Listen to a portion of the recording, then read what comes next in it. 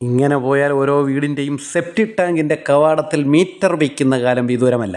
അങ്ങനെ വന്നാൽ KCB bill പോലെ ചാർജ് ചെയ്യാമല്ലോ. ഫിക്സഡ് ചാർജ്, മീറ്റർ ചാർജ്, പിന്നെ ഡെയിലി ഈ വിസർജ്യത്തിൻ്റെ അളവെടുക്കൽ, അതിൻ്റെ ബില്ല്, ഇതെല്ലാം കൂടെ നല്ലൊരു ബില്ല് ചാർജ് ചെയ്യാം.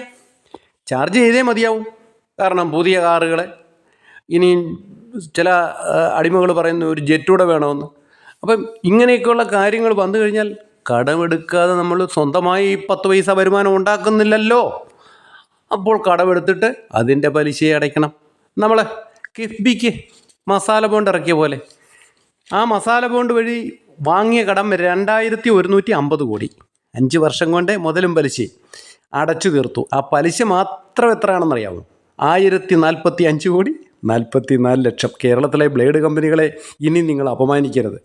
മൊത്തം അടച്ചു തീർത്തത് 3195 കോടി 44 ലക്ഷം.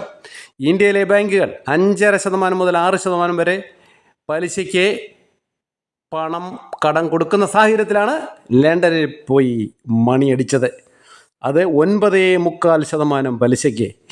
എന്താല്ലേ, ഇതിലൊന്നും ആർക്കും ഒരു സംശയവും ഇല്ലല്ലോ. രാജാവ് നീണാൾ വാഴട്ടെ.